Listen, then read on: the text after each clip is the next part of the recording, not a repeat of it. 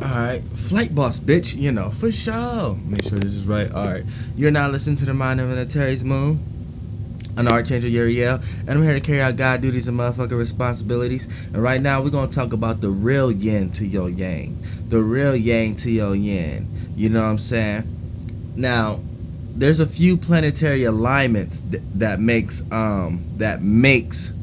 soulmates, or you know, you could be any sign and be somebody's soulmate, be someone's twin flame, because to be someone's soulmate means you come from the same piece and the same area of when you were detached from the oversoul.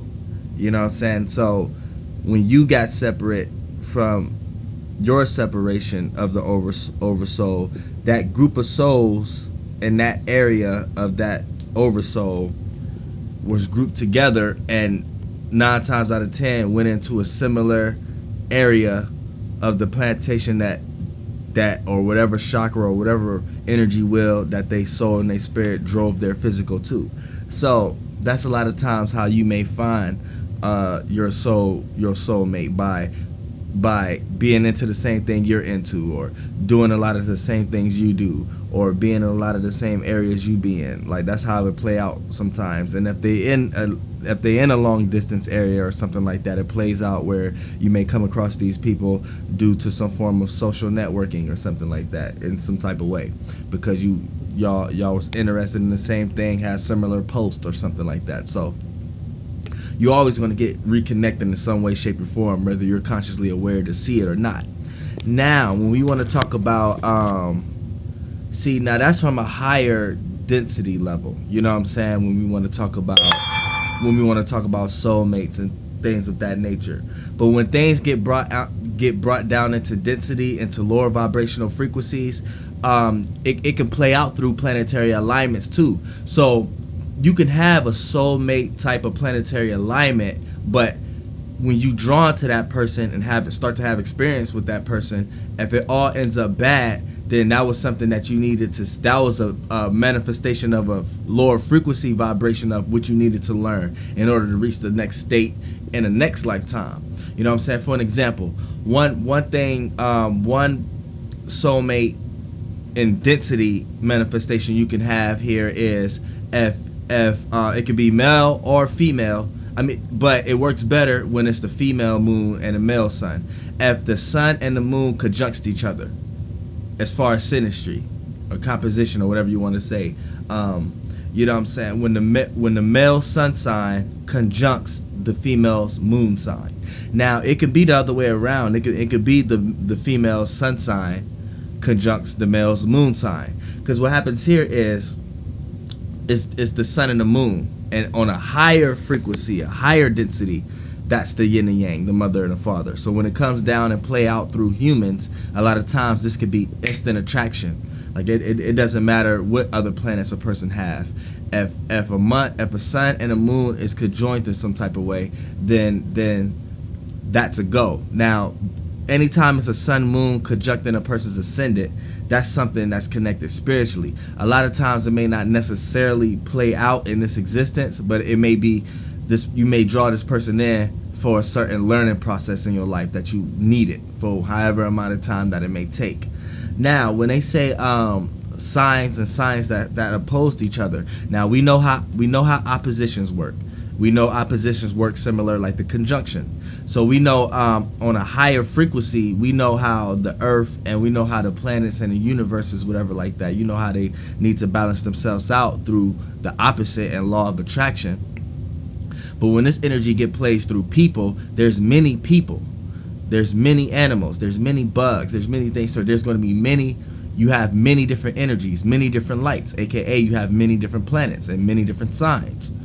So what happens here is you have to be a little careful when you say when we get into oppositions and conjunctions and just having basic sextiles between your sun signs and just having basic trines, because other planets play into part, and you may have a bunch of opposing other planets, and then you might have a bunch of trines and sextiles with a person on another note, like your sun moon your sun, moon, and ascendant may be all sextile and trined up, but your Mercury, Mars, and Jupiter, all that is all opposed up. So it creates an overall type of look of the situation.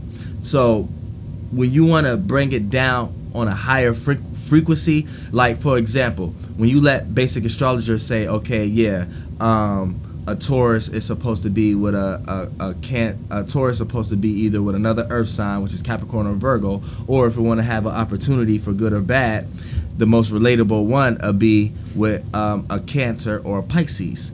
Then the worst one, or can be the best one by all possibilities, is the opposition, which is Scorpio. So that would be Taurus and Scorpio. So you are taught these things because of the elements. And since the elements play out the way the elements play out in this density, it has to be looked at in certain ways like that. And when we look at the location of the zodiac from a left brain point of view, we start to give it direction. We start to give that circle squares. We start to line things up.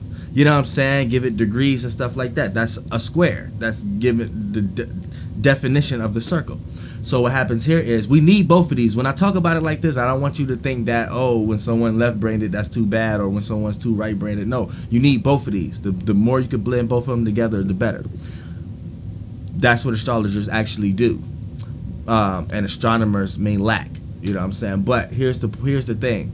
See, when you talk about it as far as what can be relatable as far from a left brain and just a left brain point of view, yeah, you have to look at it like a sextile, because the way the elements represent themselves on Earth is like the way you see fire is the way you see fire, the way you see air is the way you see air. So we know that air is blowing, so we know that could be a support system for the fire. We know that fire adds color, adds enthusiasm, adds energy, adds sense to it. So we know that it supports the air. Same way with the earth and water. We know that water needs a foundation that takes form and shape, and we know earth may need some type of emotional stability in order to feel like it's needed for something to be a crutch on the earth sign.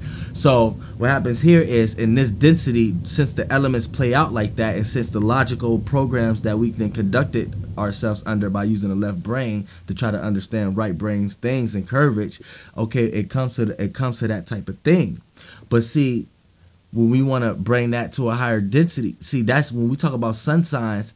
You're going to have to do that with the whole chart when we're looking at it like that. So you have to see if your sun sextile something, see if your moon do it, whatever like that. So that's why people can get confused when they listen to certain astrologers, and certain astrologers say, okay, if you're a water sign, you need another water sign or earth sign, and then you get into the relationship with them, and then it all falls down. You know what I'm saying? Then you may have thought that you shouldn't have went with a fire sign or an air sign, and you did, and it's all good. You know what I'm saying? I know a lot of Virgos and Libras that's together. I know a lot of Geminis and Virgos that's together. My mom is a Virgo. My dad is a Gemini. You know what I'm saying? So you can't look at it like that. Now, here's some key notes that I want to give you. The real yin and yang.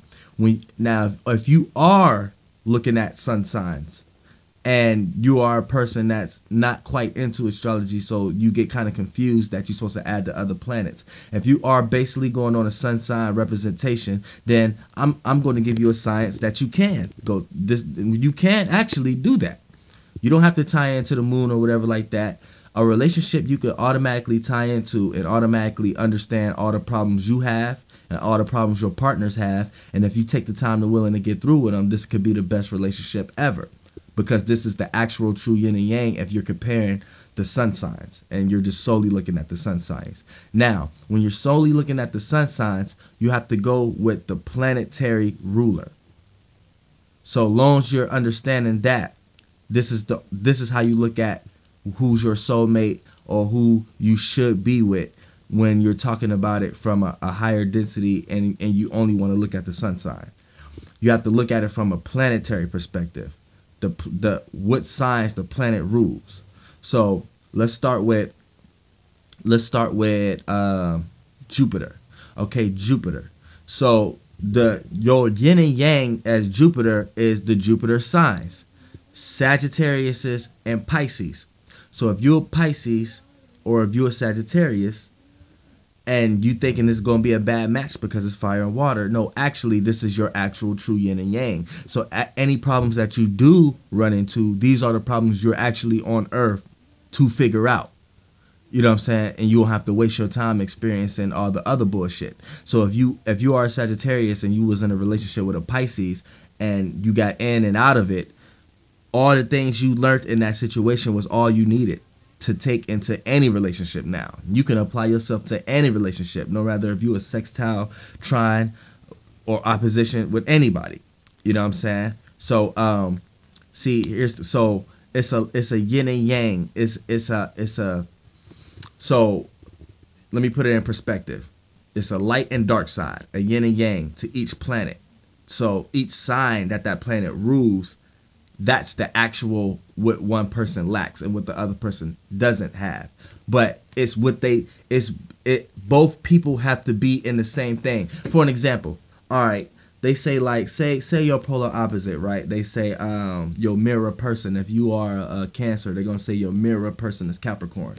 So they're gonna say basically a Capricorn lack what you have, and then you may lack what a Capricorn have. That's your mirror. But in all reality, from an elemental level on a lower density, yeah, but you basically both complete each other. You know what I'm saying? In a way. So it's like it's gonna cause friction because it's almost like this person have what you don't have, and you're gonna hate that from that person and want to develop that for yourself. So all opposition signs end up doing that. They attract your opposite. Either you are Aries, Libra, Capricorn, Cancer, Sagittarius, Gemini opposition, Virgo, Pisces opposition, whatever the opposition. If you ever got into a relationship with your opposition, only thing going to happen is, and this could last for this lifetime, don't get me wrong, but what's going to happen is you learn the science of what you lack in this reality, in this density. And a lot of times it's because the earth sign is automatically your opposite. So you're really the earth sign, and the earth sign is what you was born in, and the sun sign is your opposite, because these are things that you see. So if you're on earth and you're looking at the sun, that's like your sign. You're your earth sign, and you're looking down the road of what you can see, what's visible to you. So that's how it's really supposed to be seen. It's not your sun sign, it's your earth sign. Your sun sign is really your earth sign. You know what I'm saying? Your sun sign is always your complete opposite, but your earth sign and sun sign works together, because wherever the earth is at, the sun always going to appear in the complete opposite, just in the opposite degree. For an example, if the earth, say when you was born, like I'm an Aries, right? So instead of saying my sun sign is Aries, I say my earth sign is Aries. So if my earth sign is 17 degrees Aries, so my sun sign is technically 13 degrees Libra. See what I'm saying? And then it meets up at 15 degrees when it's a conjunction. When the earth and the sun is at a conjunction, you know what I'm saying? They meets up and then they go their separate ways again. You know what I'm saying? So that's how it really supposed to be looked at, which I'm gonna do a video about that. So your true yin and yang is your other side of the planet. So Jupiter is the light side of Sagittarius is the light side of Jupiter. Pisces is the dark side of Jupiter. So that's your yin and yang. That's your yin and yang, water and fire. See what I'm saying? When water and fire comes together, it creates a new energy. Now, when let's talk about Venus. So if you are a Libra, your true opposite, well, it ain't really your opposite, your true completion is Taurus, which is earth. Because what is earth? Earth is foundation, right? And what is air? Air consumes. So earth either has to be in something of air, or air has to go through something, which is earth. You see what I'm saying? So this is what they both need to learn. Air needs to learn how to be stable somewhere, and earth needs to learn how to transform and get more gas like. You see what I'm saying? This is the true yin and yang. You saying? Fire needs to learn how to cool off. Water needs to know how to evaporate.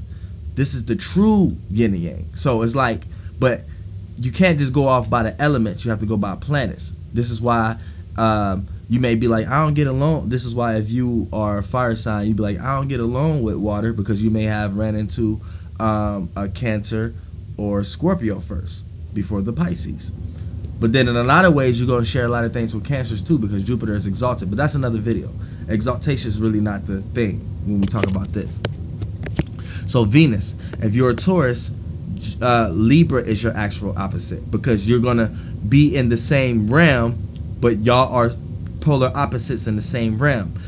You see what I'm saying? It's like say you're at a job, and both you have a person who work in this area, then a person who work in this area. Both of those areas is needed to keep the job functioning. So a sextile is more like saying this person work at this job and you work at another job somewhere else, and y'all do completely two different things. So when y'all come together, you're able to take what you know from your job, and this person able to take what they know from their job and create a new job. A trine is two people working at the same job, you know what I'm saying, just in the two areas in general. A conjunction is two people working at the same job in the same area, so that could cause friction. A square is two people working at the same job, but in two different positions, so they both need to learn from each other. It's like a training. They have to learn from each other so they can know both positions. And an opposition is two people working at a job, but either they can help each other, what they know how to do and what the other person don't know how to do, or either they can clash all the time because they can't come to an agreement of how to do the specific thing that they're trying to do. You know what I'm saying? Now, the true yin and yang is two people in one thing. This is like one person looking at two sides of something. That's the true yin and yang. So instead of you being at a job and you having to do things with others, this is something that's going on with inside you. So when you meet another person that share your planet, y'all are the same. So y'all dealing with each other, different sides. You see what I'm saying? It goes a little deeper. It's higher in frequency. It's less physical. It's less representation of what an astrologer can tell you. It's more spiritual. It's more annotation to it. So when we talk about Venus, like I said, is Libra and Taurus. So you both are in the realm of love, appreciation, value, and relating to others. So air is going to be the yang, the outer, the external expression, and Taurus is going to be the yin, the inside, the receiving end. The air blows over and in earth. Air receives it so it can get cracks in it and be able to breathe a little bit and loosen up a little bit, so it can transform and communicate a little bit more and get out of its stabilityness and stableness and reservedness and conservativeness. You see what I'm saying? See, sextiles and trines is just what makes things easy on earth. For something to stick on the wall, you need the screw to go into it. So that's like a sextile. But where's the real challenge? Where's learning your true magic? Where's getting back to the moment that you could just make something stick there with just the thought and the idea? So it's a higher frequency when we talk about sharing of planets. So Venus, Libra would be the light side of Venus. Taurus would be the dark side of Venus. You know what I'm saying? So let's talk about Mars. So your true soulmate on this earth, if you are Aries, the true person you should be with is, well, I ain't gonna say should, because everybody got their own thing, but if you're just looking at sun signs and we're looking at higher frequency, then your other half is Scorpio. You know what I'm saying? Because Aries is the light side of Mars, and Scorpio is the dark side of Mars. And if you look at the elements, notice how you can see it, like the light side and dark side, without even looking at the elements. Fire lightens up, and water is what you can't see, actually. You know what I'm saying? So automatically it makes it the light and dark side, the yin and yang. You know what I'm saying? Water represents the emotions and the feelings. Fire represents the seeing and the feelings. So you see the seeing, the light, and the feelings, which you can see on the side, and you see the emotions and the feelings, which you can't see, the emotional box you may put your feelings in. So automatically it shows light and dark. It shows light and dark to you. You know what I'm saying? That's the same way when I just did with the Venus. You see how air you can kind of feel the air, whatever like that, and earth is kind of what you are, your physicalness. See what I'm saying? See how it play out in both ways. So it's like you receive air with your physical form, your body. You receive air. When you came out the womb, you ain't do this. You did this. See, it's deeper when we talk about it like this. You know what I'm saying? It's deeper on your soul path. You learn more on a deeper level when you with your real other half. So when you're going through frustrations and things like that, these are the things you're actually supposed to be learning on Earth. You know what I'm saying? So Mars is in the realm of intentions, willpower, integrity, things that you desire. You know what I'm saying? Your intentions, how you intend to do things. You know what I'm saying? Your aggression. So Scorpio is the dark side of it. Aries is the light side of it. So Scorpio is going to teach you how to handle Mars in the emotional way, and Aries is going to help Scorpio how to handle Mars in an expressive way. See what I'm saying? Now let's go to freaking Saturn. Now Saturn. Now if you are a Capricorn, then you're supposed to be with Aquarius. And you see this pattern here? It's like the planets know better. It's like when we come here, we do the sextiles and trines and stuff like that. But the planets automatically, and remember like the science I be kicking to y'all about how your real yin and yang is water, fire, air, earth. You see how like the planets, this is my first time making a video on this, and you see how the planets already do that. This is my first time explaining it like this, and the planets already did that. Like each planet rules earth, air, water, fire. And me sitting here telling you what's the light and dark sign just sat here and made me realize what's actually going on. Like the planets already knew this shit. This shit is crazy as fuck, like, you know what I'm saying? But like, yeah, let's go to Saturn. It just so happens that there's Aquarius and Capricorn, earth, air. Damn. It's fucked up, right? Now, damn, yo. Now, when you look at it like that, you know what I'm saying? Aquarius is the light side of Saturn, and Capricorn is the dark side of Saturn. So when an Aquarius and Capricorn person gets together, they're in the realm of reality of gaining stability with themselves and how to gain structure and how to set boundaries and restrictions and limits on other things in their lives. So Capricorns is going to help Aquarius do that, put that into action, put it into action in a step-by-step, goal-orientated nature, and Aquarius is going to help the Capricorn do that with ideas, help put boundaries and restrictions and limits on certain ideas that the Capricorn may have had that may have been a business failure, and they may have gave them another outlook or humanitarian outlook that can apply a lot of other people in an organizing way that benefit the business that the Capricorn trying to do. See what I'm saying? Shit is crazy, you know. Let's go to Mercury. Mercury, what's the ruler of Mercury? Goddamn, Gemini, Virgo. Gemini, air, Virgo, earth. You see, the planets is on to something. I think the planets might know a little bit more than I know. You see what I'm saying? Well, goddamn. So, Gemini is the light side of Mercury. Virgo is the dark side a Mercury. So what is Mercury? They're both in the realm of reality of thinking and communicating and analyzing.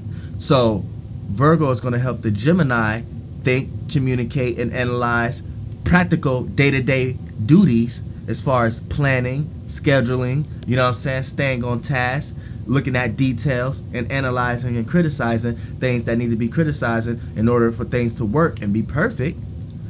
And the Gemini is going to help the Virgo analyze, think, and communicate about new ideas about the details, new communications and thought processes about how to schedule, how to plan, and new and fresh ideas on how to accomplish the day-to-day goals and tasks. God damn. What we missing? What we missing? What we missing? Little itty bitty bitch. Your mama gonna die.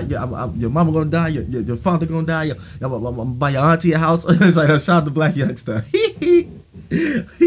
But what was another? What was the other planet?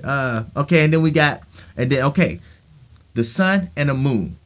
So right here, it all trickles down to what happens here. The sun only has one ruler, Leo. Cancer only has one ruler, the moon. So it brings them back together. What is the natural mother and father? The sun and the moon. So this is and what is this? Fire and water. Same with Jupiter and Mars. Ain't that some shit? The planets already goddamn know.